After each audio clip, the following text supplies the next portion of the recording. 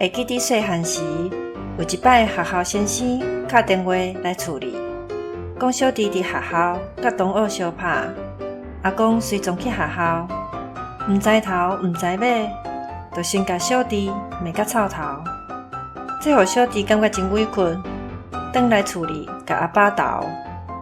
阿爸听小弟安尼目屎流目屎滴，甲代志头尾讲煞了后，颠倒翻头甲阿公闹两句啊，讲阿公就是惊惹麻烦，阁要互别人面子，毋知发生啥物代志，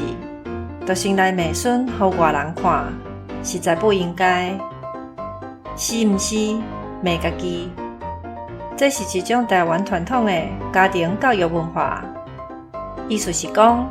毋管对也是毋对，都是爱先骂家己人。讲较好听的是家教严格，有较悬的道德标准；讲较歹听的是是非不分。若准真正是家己人受委屈，当然会互人感觉真怨叹。人甲人斗阵，总是无法度避免冲突。若真是拄着，嘛莫先着急要骂家己人，互别人看，甲代志抹好清楚再讲。